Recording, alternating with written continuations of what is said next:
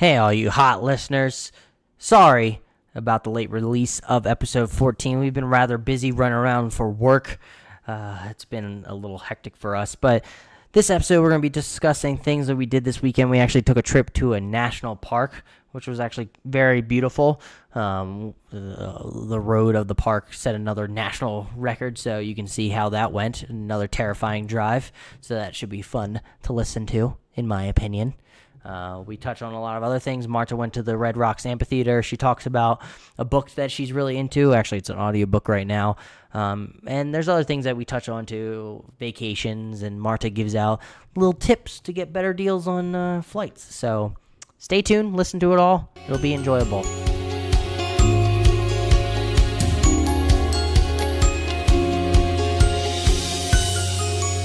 Hey, Marta. What's up? We're recording on this late Tuesday night because we've been rather busy with this thing called work. But I'm glad we're here discussing these things that we're about to discuss. Are you excited to be here? Very excited, as always. Okay. I guess I'll just take it from there. What exactly what we're going to be talking about? I guess it's what we've been doing this weekend. It was very exciting on Saturday for me personally. I didn't do much on Sunday besides football and coding and stuff. So I guess we'll start on Saturday with the activity that we did together, which was the Rocky Mountain National Park, right? Yep, Rocky Mountain National Park. It was super pretty. It's about, I think it took us closer to 2 hours to get there because there was some traffic and an accident on the road, but usually I think it would take around an hour 40, but it was really cool. Since we live relatively close to that national park, and there's several more just on this side of the United States, and we have some plans in the future to visit more national parks. We decided to get the annual pass, which is $80, but for the whole year you can go to any national park. And also it's valid for some other parks. I'm not quite sure since I haven't looked into it too much, but we bought that and decided to do a scenic drive through the park. Blanking on the name of the road. I don't know exactly. Taiwan Road. Starts with a T. Taiwan? Trail Ridge. Trail Ridge. Close enough, folks. Trail Ridge Road. Yeah, it goes from the beginning or one of the entrances near the park all the way around almost, I don't know, I think it was like 40-something miles, and you get to drive through the mountains and see different scenery. Because if we didn't want to terrify ourselves enough with the Mount Evans drive, we decided to take another really high drive, which they hold the record. It's one of those roundabout ways to gain the record for something by saying like the highest continuous road on the U.S., whereas Mount Evans is not continuous because it goes up to a peak and then goes back down, where they have it's sort of like a throughway constantly. It's continuous as the word. That's what the word means. Yeah. But I didn't think it was nearly as scary because it was like Mount Evans was scary because it was just going towards a peak. So a lot of times the road was really narrow and there were a lot of switchbacks, but I didn't think this was that scary really at all. I mean, we drove pretty slow the whole time and stopped a lot since along the way there were these little, not parking lots, almost like little parking lots where you could just pull over and take some pictures and walk around a little bit if you wanted. I think the main reason wasn't too scary is the trees all around. A lot of times we're closed off with pine trees all around. But I know you mentioned afterwards that somebody mentioned to you about Denver that how you won't be seeing different colors in the fall. That doesn't happen. I think they were wrong because we already saw different colors in the mountains. There was a lot of oranges, yellows, and different colors of that nature with the trees. It was kind of beautiful, especially towards the end when we saw less pine coney trees and more just normal natural trees. I guess we should probably post those pictures that we have on the Facebook page that we have, so be on the lookout for that if you're listening to us right now. Yeah, we did take some awesome pictures. I think we Why, also... Thank you very much. I took some nice ones on my phone too. But if you've been listening to our podcast on a previous episode when we talked about going to Mount Evans and then St. Mary's Glacier, I did a time lapse on my phone. So we also tried to do another time lapse. It was actually pretty ratchet. That's the word, ratchet? I mean, looking back, I can laugh, but in the moment, it was so frustrating because I have one of those little suction cup clips where you can hold your phone up if you're using it for navigation, but that works where the phone is angled towards me, but I need it to and angled up so that I can see the screen. But in order to do a time lapse, I kind of need it to be angled the opposite direction. I need it angled up a little bit so that I don't just get the dashboard. I get the sky and the view ahead. So I tried using that suction cup. We went on for like a good 30 minutes trying to get it perfect. Minutes. When we stopped at one of the first stops where it had a beautiful scenic view, we got back in the car and it took a good 30 minutes to get it properly situated for Marmar over there to be happy with the view that we would get. Well, I haven't even looked at the time lapse. I don't even know if it looks good. I haven't edited it yet because we had different segments where I did it and then we stopped at the little parking lot to take pictures and then we drove a little more and stopped again, so it's in different chunks. So it's not all put together yet. And then, of course, there's times where the phone falls over, and then I want to edit that out since that doesn't look as seamless and continuous. But I don't understand the point of editing it out if it's just like one blip on the video. If it's just one little and then back to normal. Is it really that noticeable? I can understand if it's a video and you fall over and you keep that in there, right? I mean, I don't know. I haven't looked at them on my computer yet, so I don't even know how long the blimps really were. But I'm excited to look back at it and look at the pretty views and everything because since I was driving, it was hard for me to take in the whole view because when the road is windy and there's, cliffs. I mean, we weren't on cliffs since there were lots of trees planted on the side, but still it's hard to take everything in, so the time lapse is definitely a good way to relive it, but also in the future come back to it and remember how beautiful it was. Mm-hmm. And we sort of just kept on driving afterwards because we realized if we went back the way that we came to the entrance, it would take a good 3 hours to get back to Denver. Whereas if we just continuously drive the road, we would be able to hit I-70, which if you've ever trying to drive across country or moving, like we mentioned before, 70 goes a long way across the United States. So we hit that back to Denver, basically going through the southern portion of the park until we hit that road. And it was a very scenic route, and I like the fact that it wasn't nearly as terrifying as Mount Evans. I felt like we saw, I want to say, just as pretty views, but I don't know if you feel the same way, but I enjoyed the views because I like the more natural trees, whereas Mount Evans, it looked like the trees got scared of the heights and then it ended up look like a bald head on top of the mountain because it was just dirt and nothing else. Yeah, I mean, I liked both for different reasons. I think that the fear factor of driving on Mount Evans kind of made the experience really memorable because we experienced hail afterwards on the way down. Hail, sleet, I think.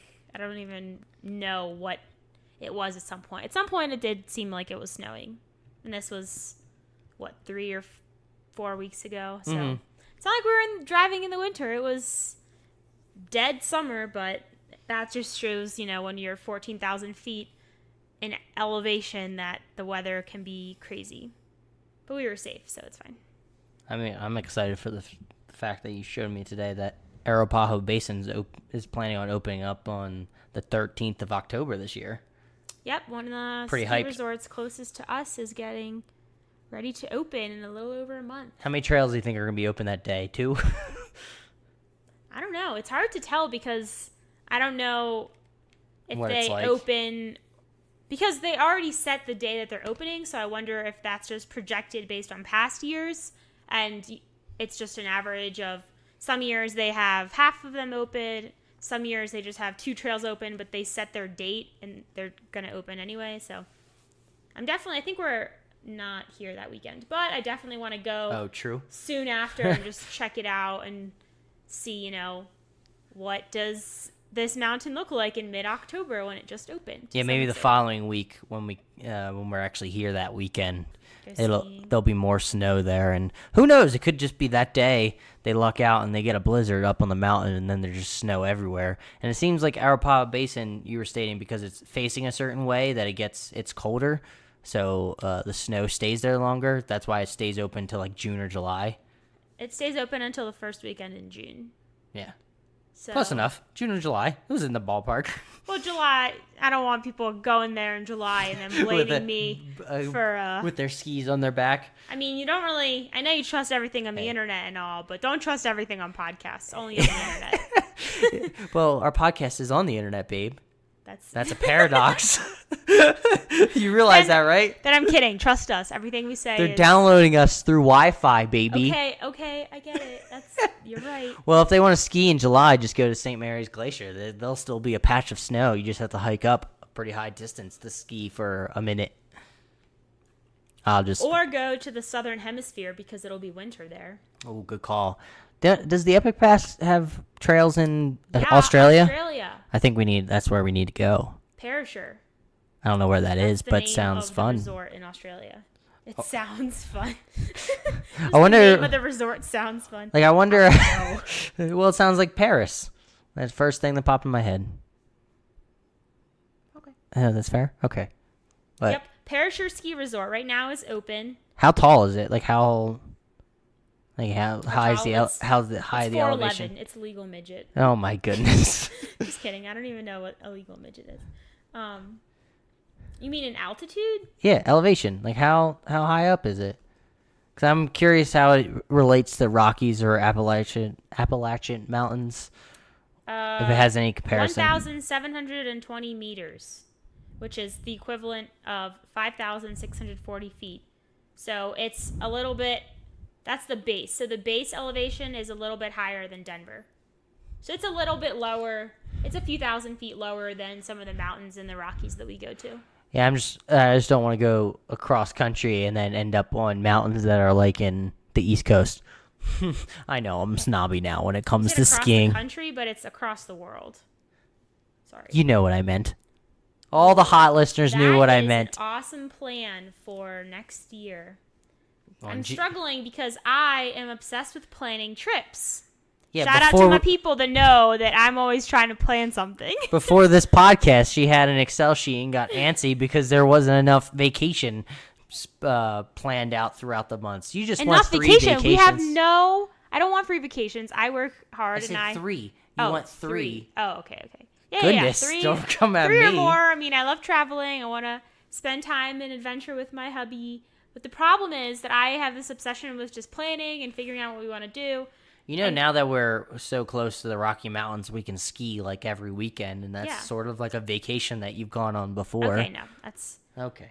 I am considering like traveling somewhere for an extended period of time, like a week. Like a 14-hour drive to a certain park. 14-hour drive to Glacier National Park in Montana. Hit up Yellowstone on the way back. Hit up Yellowstone, just hit up everything that's within a 24-hour drive of Denver.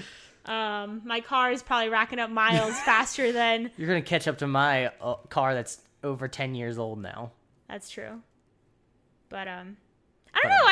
I think it's nice because sometimes in life you get into ruts. I mean, not necessarily you have anything to complain about, but, you're in the rut of going to work and coming home and you have your routine. So I think it's nice to have something to look forward to. And I think that's how I grew up too, just always having something to look forward to. So now that we're a family of our own, I like having things on the calendar. Even if it's in a year from now, next September, I still think it would be cool to have a trip in September to look forward to, just so we can talk about that and get excited for it and all of that. So I'm not crazy. I'm just obsessive about planning because it's fun. I'm just curious when it comes to like you mentioned like planning vacation and how people look forward to that, isn't it? It seems like it's a little backwards that people have to look forward to vacation when they're working and they're not doing something that they enjoy or that they are purposely doing. And it seems like it kind of counterproductive because you're, instead of looking for ways out to make your everyday life more quote unquote meaningful or exciting, like if you start looking too much towards vacationing, maybe you're tuning out what is around you instead of focusing on, because vacations only last a week, 2 at most, but then you have to come back to the same situation. It's a great like escapism, don't get me wrong. Okay, I think Adam he's not up for 3 vacations a year, so anyone want to be my vacation buddy, No. tweet at us. No, I just hear all the time like people being upset about their job and not liking it, and these are people that are older and they sort of look forward to vacation, but their vacation is not, I don't know, maybe it's like going to the beach or something, not like completely escapism, like we're going across the country or going to different countries or going to the Caribbean or things of that nature, which I think is a great escapism. It's great relaxation that people do need, but at the end of the day, you come back to this job that, like I hear about all the time, that they complain about all the time, that they hate. So it just seems, maybe need to focus, instead of on the vacation as much, focus on day-to-day operations. Try to make sure that your day-to-day operations is less taxing. You don't need, vacation to escape, and then you can maybe enjoy vacation more because you're not dreading the end of it to come back, Nah. I mean, no one's day-to-day life is like 100% awesome and not in a rut or boring, because I think even if you are doing something that you love, your passion, and you have a business or whatever you're doing is something that you absolutely love and you are excited to wake up and do your work, I still think you need a break. Yeah, a I agree with break. you there. I just feel like, I don't know, it just seems like sometimes we put too much emphasis on certain things versus others. That's all. Well, I'm going to keep on emphasizing my planning. That's what I like to do. Well, I respect that. And I'm sure those vacations are going to turn out amazing. I may not have the vacation days accrued enough to take on all these vacations, but I'll try to get it. I'll have to work 80-hour days to make up. He's saying all these vacations, we don't have anything planned yet, so don't worry, honey. Well, these people listening, all the hot listeners, don't get the behind-the-scenes thought process of Marta Buckingham as she rattles off all the places that she wants to visit, and I'm just thinking of, oh my goodness, how we're going to fit this all into 1 year. I know. You're used to having vacations every month. Not every month. Last year it was every month. It was pretty impressive, I have to say. I think you set a Guinness World Record every month. Okay, I don't want people to get the wrong idea, and that's just not true. So anyway, we'll keep you all updated with whatever trips we do end up planning when they happen. Well, probably more of a recap at the end so that we can talk about what we did and what we liked, and advice for people in the future if they go to the same place that we end up going to. And honestly, folks, the way this conversation is sounding, it may be a Skype call because Marta may have just went on this vacation without me. I wouldn't. You're my number one travel buddy, but when you don't have enough PTO or you don't have, that inner desire to go somewhere. Hey, Alan, do you want to go on this vacation with me? You want to go hiking Machu Picchu? Okay, I've already been talking to Alan today, and he's not down right now, so I'm a little upset. But like he doesn't have enough vacation days. He has more than me right now, but that's neither here nor there. He is a budgeter, and I am a go all out. I accrued some days. Let's go. First, get me on that first flight to Aruba. Brussels, probably not. Italy. Pasta. Why not Brussels? So I thought you liked Brussels. because that deal is over. Oh. That deal that I sent you earlier today, I checked the flight prices, and they're already double or triple. So that deal's over, so no more Brussels. Wasn't there Austria on there as well? Was it Vienna? Vienna, Austria. Sometimes there's good flight deals, but sometimes when they're super cheap, like $400 or $500 round trip to Italy, they go really fast. So unfortunately, I can imagine those $700 to Australia just went by like that? Yeah, I was looking. So there's a website that I like to use called, well, there's two. So I'm subscribed to a free email list called Scott's Cheap Flights. I'm sure if you Google it, you can find it. And it's funny. So the email subject always says whatever the fare that's on sale is. So today, the one that I was talking about, I sent to Adam, was Europe sale, $400 for 400s, November to March. And I was like, oh, that's cool. We can go somewhere, hopefully, in that time frame. And it had Brussels, Belgium, Frankfurt, Germany, Vienna, Austria, and then Zurich in Switzerland.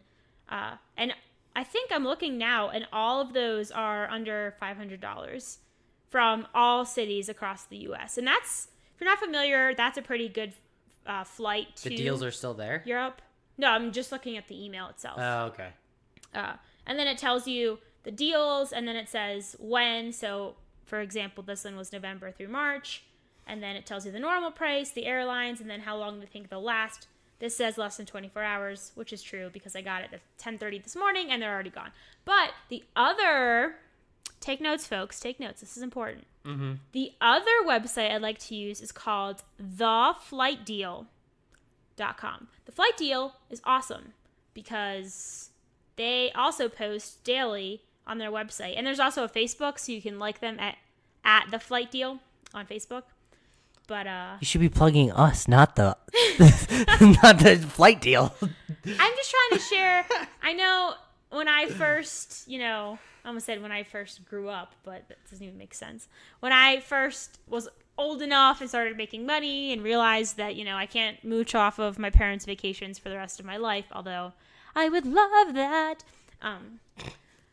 I was looking for good prices and deals and all of that, and it's just nice because these sites, the email subscription that is free without charge that I subscribe to, and then this flight deal website, it's nice because if you're flexible or you're just not sure where you want to go, this is nice because you can scroll through and search by city. So if you're, living in San Francisco or New York or Washington, you click on that and it shows you the deals for that city. I mean, they probably go quick because if it's a sale, just like a sale in a store, people are going to buy things that are cheaper than normal.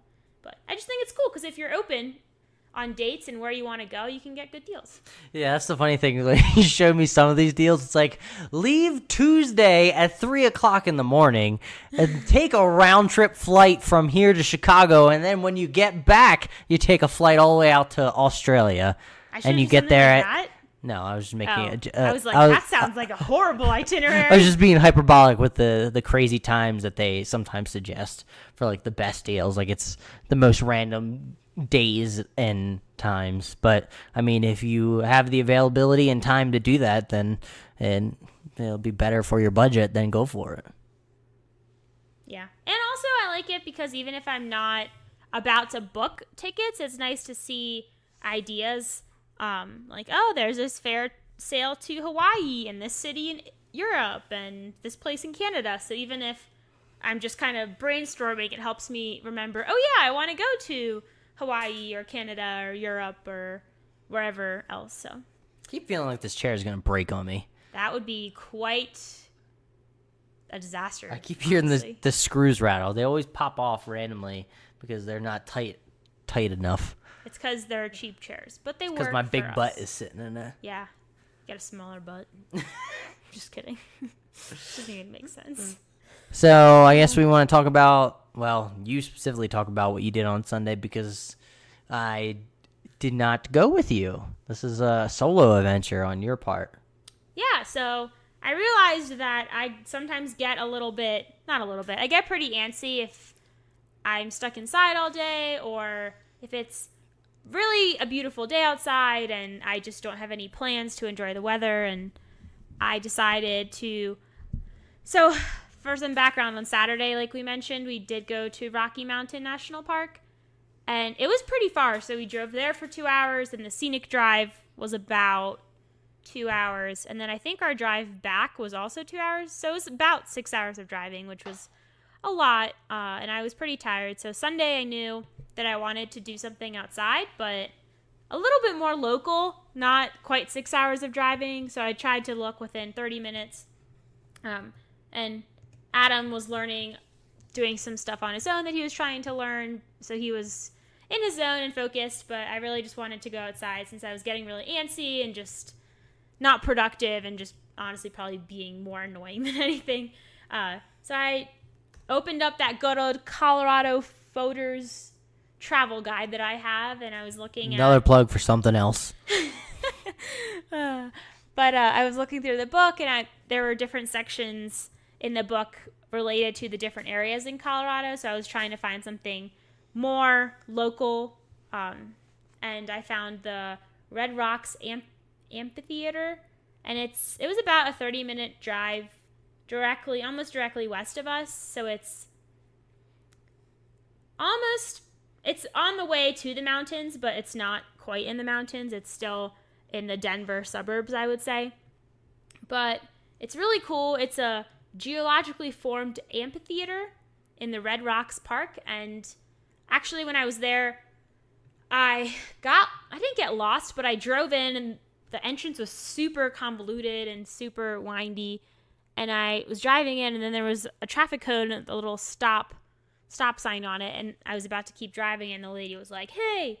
So I rolled down my window, and I was like, "Yes."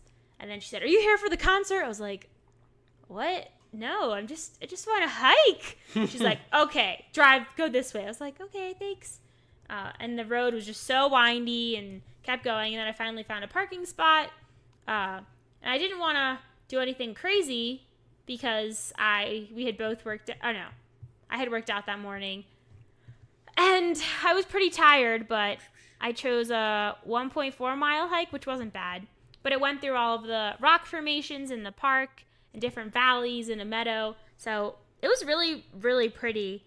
And everything, since it's called Red Rocks, so all the rocks around were red. And it was funny, I got back, or it was on Sunday, but this morning I looked at my tennis shoes and the bottom is like this red clay color, which was funny. But I liked it. It was really pretty, and I don't usually do stuff like that by myself, but I just felt like I needed to get out because I was just so antsy, and I feel like here I'm much more of an outdoorsy person because I realize everything is so close, and there's so many beautiful, massive things and mountains and parks to see that I just want to take advantage. But, I mean, it was daylight. I saw plenty of people just also doing solo walks, and it was really peaceful. I feel like sometimes when I'm outside, I'm talking too much or, looking at my phone or focused on taking pictures, but really sometimes when you're on your own, that's when you're reflecting and really taking in that beauty because you're not distracted by anything else. So I enjoyed it. It was nice. I definitely want to go back with Adam because I think he would like it a lot, especially since the hike is not hard. There were some parts where it was a little bit uphill and there were stairs, not actual stairs, but like the way the rocks were formed, that it was kind of an uphill situation where I felt a little bit out of breath, but I'm going to blame that on the elevation because if I was walking it like that normally, I wouldn't be out of breath, but it's just the ups and downs that got me, I think.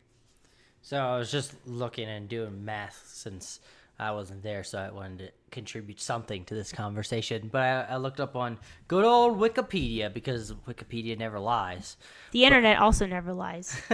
Well, Wikipedia, fun fact, is on the internet as well. I'm learning so much today. Everything that we've talked about that doesn't lie is on the internet. But apparently, the city of Denver did acquire Red Rocks back in the day, which was for they acquired it for $54,000. And they basically got the total area of 728 total acres. And I did the conversion to today's price so people can get an understanding what it would cost. It was only $1.367 million. Pretty much a steal on the city of Denver's part. I mean, they're holding so many concerts. I can only imagine how much that would go for nowadays if private industries were trying to purchase it. Yeah, that's true. And it's so close. It's literally 30 minutes from us, and it's just this beautiful, scenic little compared to the grandeur of the mountains nearby, but still a nice park. It's little compared to the fancy mountains nearby. But then, so after I did that hike, I was trying to see if there was anything I could swing and hit on the way back home. And I found there's a state park. It is called Chatfield State Park. And it was, I think, about a 20-minute drive from that Red Rocks Park. And it looked pretty big on Google Maps, so that was my criteria on I should go there, which is obviously very, very solid. So I went there, and it was kind of disastrous. So we had just gotten the annual park pass the day before, and I'm sitting here in my car like, oh, yeah, I don't need to buy any passes for any parks ever again because I got the annual National Park Pass. So National Park being the key term in that. That's right. You are correct. So then you drive in the entrance, and there's one of those almost like ticket booth things, but I didn't really see anyone in front of me paying, but I still stopped, and the guy just kind of waved me on. I was like, okay. And then as soon as I drove in, there was a little spot where it wasn't really a parking area. It was almost just off to the side, and there was a little parking station. It said $8 a day. I was like, yeah, I definitely don't need to pay because I have the National Park annual pass. And then I was kind of confused because I didn't see anywhere like where you got this one pass and you thought you just had VIP access to all parks throughout the United States. Come here, chauffeur. I am allowed here. I did. So then I watched the car in front of me and I was like, peasants. I don't need this. And then meanwhile, I was on my phone like, oh, let me just Google what this national park covers. So it's a massive, massive list, and it's organized by state and alphabetical order, thank goodness. So I'm scrolling through to see Colorado. I'm like, okay, let me just find Chatfield and have that peace of mind and hang up my hang tag and on my way. So I'm scrolling, A, B, C, C, okay, Chatfield. And I just, I bring my phone closer to my face, think I'm seeing something, but I'm not seeing Chatfield State Park on that list. So. There must have been a mistake. So yeah, long story short, I paid the $8. Then I realized I really had to pee, and I drove around the entire park looking for somewhere. And then I found somewhere, and I really wanted to read a book, but I felt really awkward just sitting by myself reading when there was tons of families there. I've done that before. What's the big deal? And I was getting hungry, so that wasn't a very successful experience. So let me get this straight. You paid $8 to pee? Is that what you're telling me? I guess. I don't know. Sometimes I'm really gung-ho and independent, and sometimes I don't know what to do, and I'm like, okay, I'm just going to keep driving around. Although, so at first I wasn't going to pay the $8 because I thought I didn't need to, and then I was like, it's dumb. No one's going to give me a ticket. But I think they must scan your license plates or something because as I was driving around at some point in the park, I passed 2 cops. And I think the speed limit's like 25 and I was going 30, so I was worried they were going to pull me over or something. So then I kept driving further, and then I turned around and was driving back, and I saw one of the cops had pulled someone over, and I'm wondering, A, if it was for speeding. I feel like it wouldn't be, and B, I'm wondering because when you pay for parking, you put in your license plate number, and then you put that little parking ticket in your dashboard, so if you leave your car and park and go somewhere else, they can check. But maybe they scanned her plate and she didn't pay for parking. I don't know. Ooh. So, Colorado State, take that as a donation to your Parks and Recreation Department. Was it a quality pee? It was a porta potty, so not really. So no, not at all. It's a really nice park. You overpaid for that. I did. Even in Europe. In Europe, when they charge for bathrooms, it's only like €1, and there, every time I had to pay to pee, I would complain. I forgot about that. We had to find change to go to the bathroom in Italy at the train station, which is kind of frustrating. Like, that's the last thing you're thinking about when you're about to pee your pants. Where are my $1 coins or €1 coins? I don't know. I had to go purchase water just so I could get change.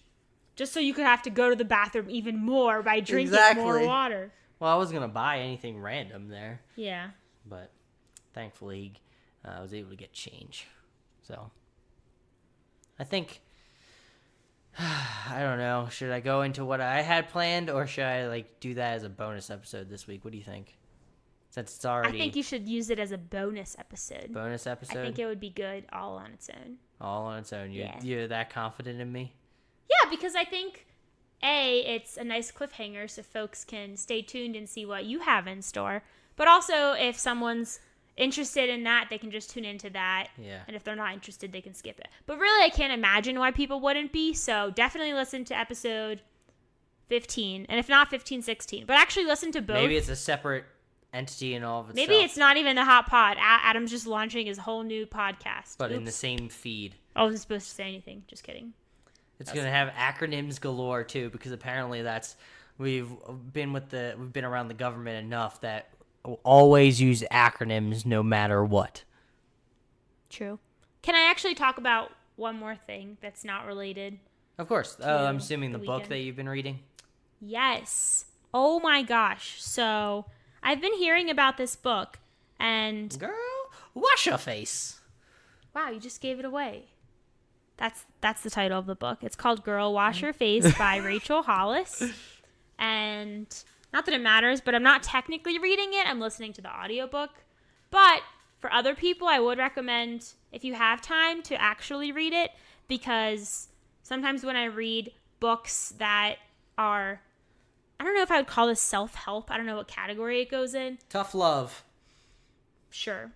But I like the actual book so that if I'm reading something that's a really good point or something that I think I should remember in the future, I can highlight it or put a post-it or something. That's the only downside to audiobooks. I know that there is a feature on the Audible app, which is where I listen, where you can like save clips so you can listen back to them, but I'm a visual person, so to me it's not quite the same. But this book is amazing. Rachel Hollis is the author, and she's been through a lot. Actually, I'll read off the subtitle of the book because Girl, Wash Your Face just makes it sound like it's a book about showering and hygiene. Make sure you don't get acne on your face, clear out your pores. But the subtitle is Stop Believing the Lies About Who You Are So You Can Become Who You Were Meant to Be. So I think the audience of this book is definitely women. And Rachel Hollis runs a media and something else business, and like her whole thing is inspiring women and just building women up and all of that. But honestly, I think this book, a lot of the themes and the lessons could be applicable to anyone. Mm-hmm. And pretty much, I'm not quite finished yet, but the way that she structures the book is that each chapter is a specific lie that she used to believe about herself or about society or really just any lie, and then she explains why she believed in that and her experience, and every chapter is a unique life story, and then she says at the end of each chapter what helped her in her situation and helped her get over believing those lies and moving on to something more productive in her life. So I highly recommend it. It's honestly for men and women. Maybe if you're a man and you don't like books that say like as a woman, then, don't bother. But I honestly think that it's so powerful. There's so many lessons and stories and just everything that put things in perspective. Do you think that there's different lies that men tell themselves versus what women tell themselves? I think so. Because there could be lies like, you say, like, the classic lies, men are supposed to be emotionally tough and not show their feelings. That's like the first lie that I could think of off the top of my head, and I don't know if that's portrayed in the book. But, I mean, it seems like a good concept for a book or an idea for a book that she put on to pages. So it just gets people out of their heads, because that's the main obstacle in your way a lot of times is just yourself. You telling yourself you're not good enough, you telling yourself you can't do this. Well, what happens here? What if this happens? Like, what if this hypothetical thing gets in the way, when it's a lot of times you don't know if that hypothetical thing will actually get in your way if you don't even try. Yeah. I think that's a big part of the message, is that, I mean, in her narrative, she's saying that a lot of times women get in their heads and get in their way, and she, I think, is very, very, very vulnerable and gives very personal stories. I won't share it because I don't want to spoil the book for anybody, but very personal. And I think that sometimes that's what helps people relate and also get out of a funk or something like that, because when you hear someone else sharing their story about how they dealt with different traumatic situations or everyday issues or really anything across the spectrum, it helps you realize that, hey, I'm not alone in this, and yes, this happened to me, and yes, it sucked, but I can get through it, and I'm not the only person that's dealt with this situation, and I won't be the only one going forward. So I think it also helps with just bringing women, but also all people together, and realizing that there are all of these things that people just don't talk about, because usually on Facebook or social media, you're not broadcasting all of your baggage and all the issues and all of that. But to have someone that's talking about it and just explaining through everything, it's just been amazing. So highly recommend it. And if you end up liking it, let me know, because I love to see how other people think about the book and their perspective. I was just thinking maybe we should start trying to do more of that than just stating our weekend activities, trying to be more relatable to people with certain issues that we've come across. Because I can imagine, because you've had a blog before and you've written about tough things that you've been thinking about or issues that you've been having, and I wonder if it's just easier when it comes to writing things down on paper versus actually talking them out, because then when you say it, it's sort of your own voice and you're giving, I guess, credence to whatever is happening in your life, and maybe you're worried that it'll put too much power into that crazy thinking that you're having. Funny that you mentioned that, because I don't know if people are familiar with Audible and audiobooks in general, but I don't think usually the author is the narrator. I think sometimes the author can be, but sometimes the author isn't. So I think that's something that makes this book even more powerful, in addition to it being this not quite autobiography, but description of all of Rachel's experiences and all of that. But she narrates it, so it's like she's speaking to me, and I mean, she literally is speaking, but she's telling her story, and I can hear it in her voice, and you can hear the emotion and hear the doubt and all of that. So I think that makes it that much more powerful, in my opinion, because not only did she write it, but then she had to say it all, which would be harder. Because I know when I've gone through difficult things and I've had to write stuff down, it's a lot easier to write things down versus actually speaking them out loud. Because there's just always more emotion when it comes to it. When it comes to you saying those words and it registering in your mind how you're feeling. And sometimes, a lot of times, emotions just come out of it. I agree. Deep way to end the Hot Pod this week. Remember, folks, if you stuck with us this whole time, you can rate us on iTunes. Just if you're listening to us on Apple Podcasts right now, just scroll down in our feed and give us 5 stars. Leave us a review. It would help us out a lot.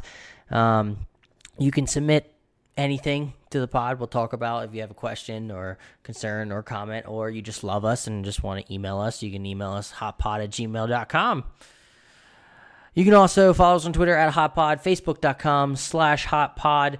Remember, we're available all over the place: Spotify, Overcast, Stitcher, Google Play, iTunes, TuneIn. I'm trying to think of rattle off all the podcast apps, but there's so many. But we're available. We're happy that you all listen to us. I think we've hit over 600 downloads now so far. Over 700. Over 700. We're over 700 now? Yeah. Dang, look at us. Look at us go. So that's pretty exciting. So anything left to say, my love, my liege, my beauty? My liege? Yeah, my queen, I should say. say. My queen. That's what I like. No, I'm kidding. Let's not be too extra. Anything else? Read books and listen to audiobooks. And then send us recommendations. PSA from Husband and Wife Talks. I don't know. Have a good night, I guess, or morning, whenever you're listening. Yeah, sorry about the slow delivery of this one. Be on the lookout for an extra one. That's all I have to say. And Adam's extra special episode coming soon. Well, now I definitely have to do it. Okay. Bye. Bye.